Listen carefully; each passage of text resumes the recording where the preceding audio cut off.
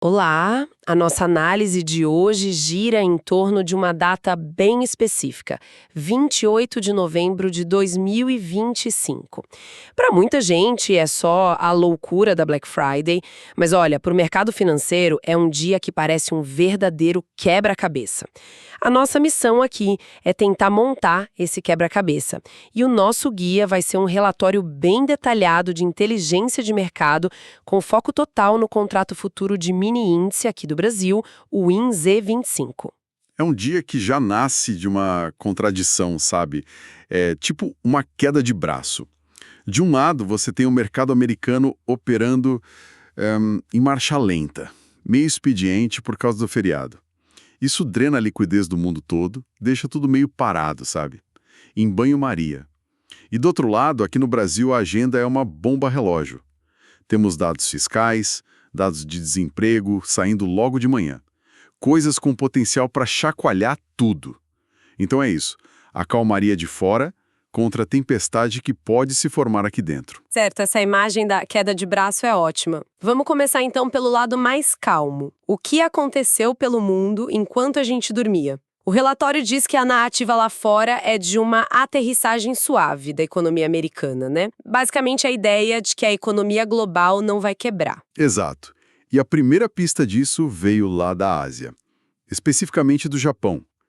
O índice Nikkei subiu 0,43% e foi impulsionado por um dado que, olha, surpreendeu todo mundo. As vendas no varejo por lá cresceram 5% em outubro.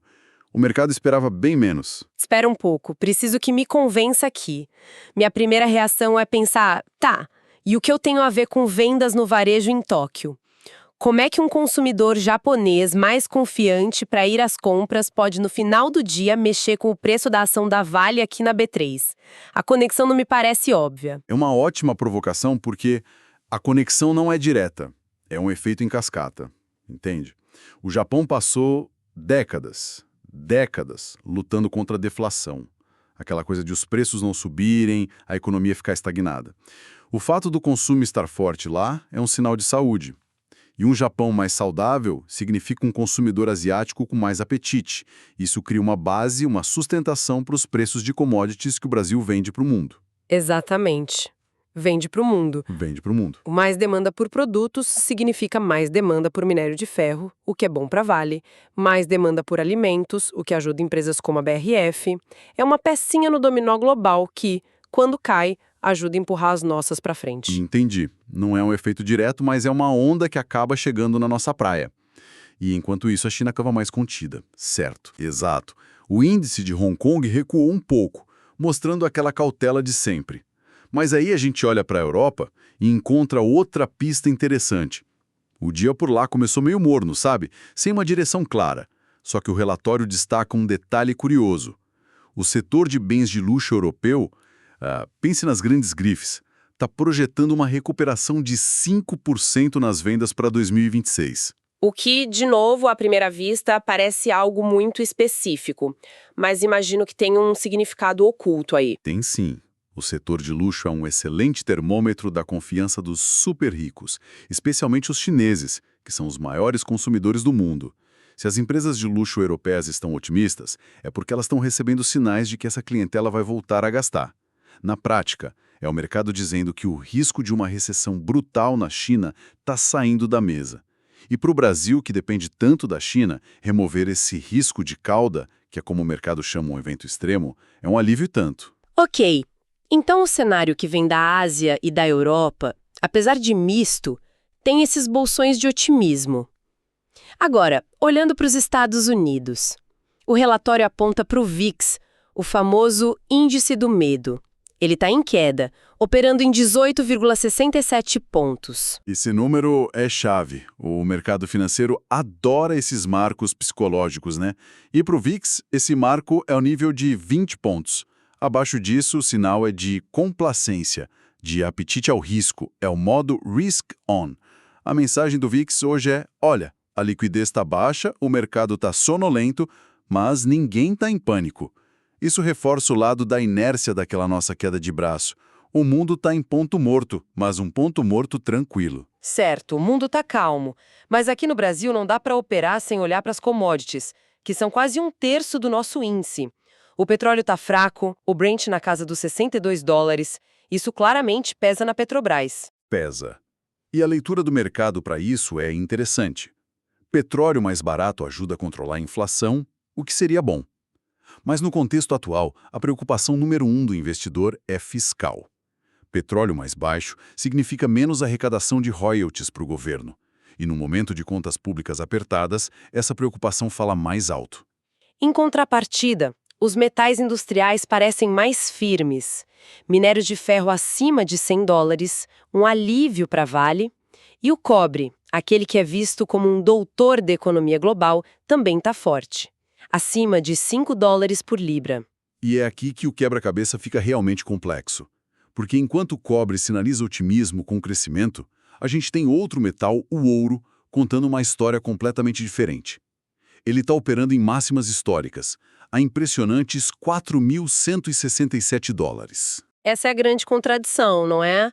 A cartilha básica de finanças diz que juros altos nos Estados Unidos deveriam derrubar o preço do ouro porque ele não paga juros. Se está acontecendo o oposto, e com essa força toda, uma alta de mais de 56% no último ano, o que isso significa? A desconfiança no sistema é maior do que o mercado está colocando no preço de outros ativos? Exatamente essa é a interpretação. O que a gente está vendo é uma busca por segurança que vai além do investidor comum. São bancos centrais, tipo o da China ou da Rússia, trocando suas reservas em dólar por ouro físico. É um movimento estrutural de desconfiança nas moedas fiduciárias, sabe? Para o Brasil, esse ouro nas alturas é um sinal de alerta piscando no painel. Ele mostra que, no fundo, existe uma aversão a risco de longo prazo que pode penalizar moedas emergentes como o nosso real. Ok, então todo esse cenário global é o aquecimento. A prova de fogo do dia vem dos nossos próprios dados. É agora que a gente vai ver o lado do risco Brasil na nossa queda de braço. Tô entendendo que, a depender de um único número sobre dívida pública, a gente pode ter uma revolta completa no dia. A chance é altíssima.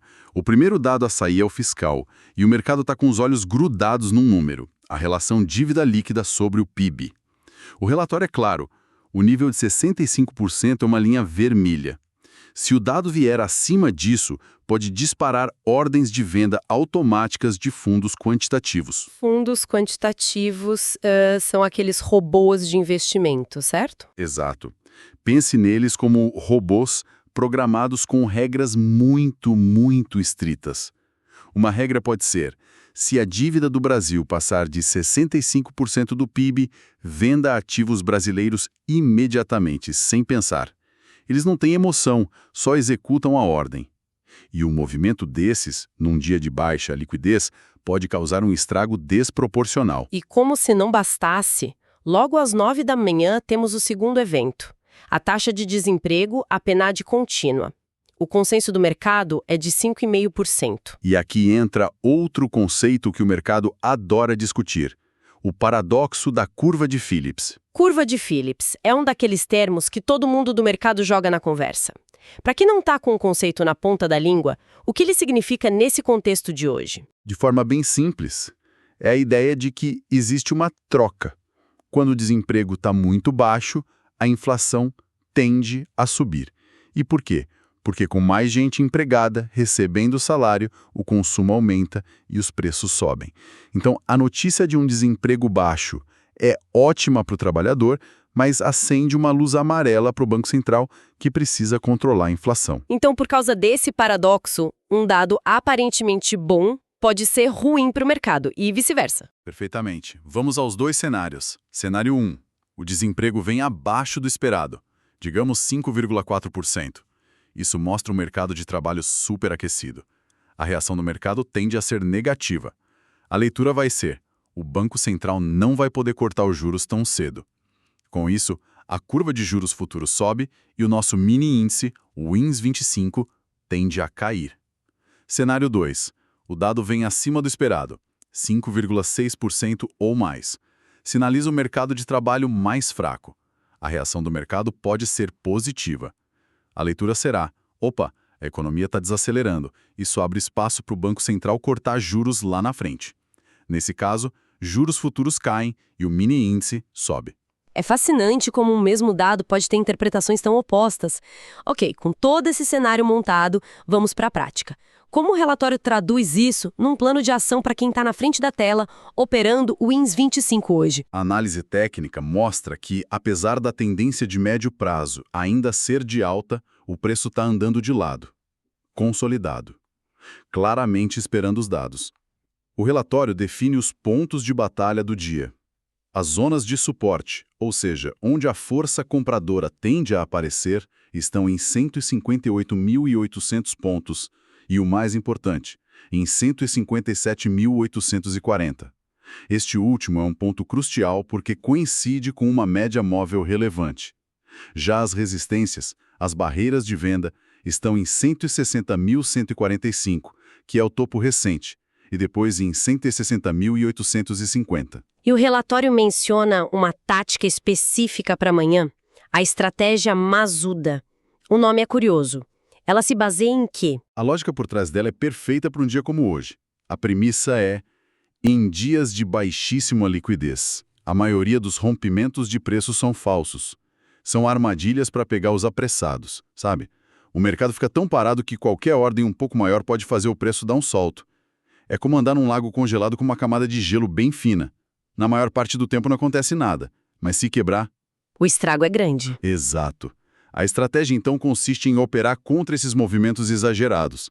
A ideia é esperar o preço esticar muito, seja para cima ou para baixo, e entrar na direção contrária. Por exemplo, se o preço dispara para cima e toca a borda de um indicador chamado bandas de Bollinger, e outro indicador, o IFR, mostra sobrecompra, a estratégia sugere fazer uma venda descoberto. Que é basicamente apostar na queda. É isso, você vende esperando recomprar mais barato. A aposta é que o preço vai ser puxado de volta para a VWAP, que é a média de preços do dia. A VWAP funciona como um ímã para o preço em dias assim.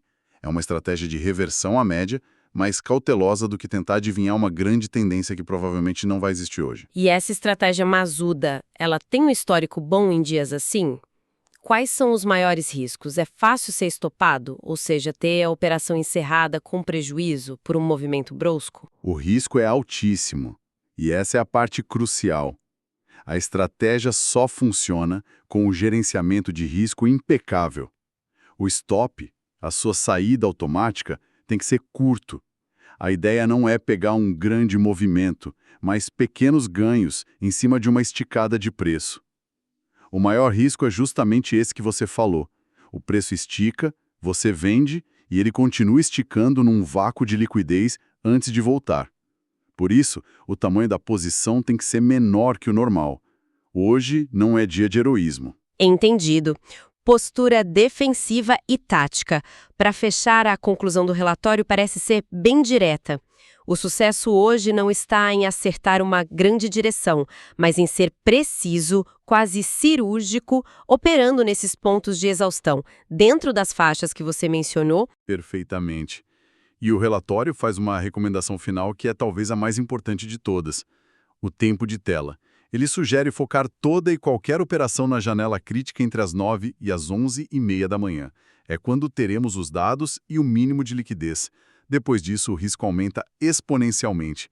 É fundamental encerrar tudo antes da tarde, porque quando o mercado americano fechar às 3 da tarde, a liquidez vai simplesmente desaparecer.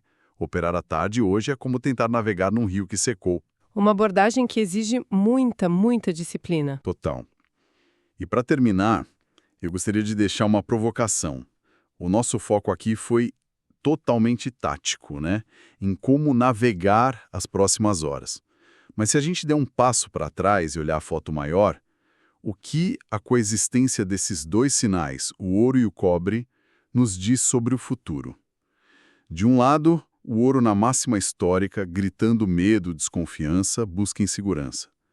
Do outro, um cobre resiliente, sinalizando que a indústria global e a transição energética continuam demandando matéria-prima. A pergunta que fica é: será que estamos entrando num novo regime econômico global, onde a ansiedade financeira vai conviver lado a lado com uma demanda fortíssima por ativos reais, por coisas físicas? E se a resposta for sim, como isso pode redefinir o que a gente considera um investimento seguro, especialmente para uma economia como a do Brasil, que é uma potência em commodities?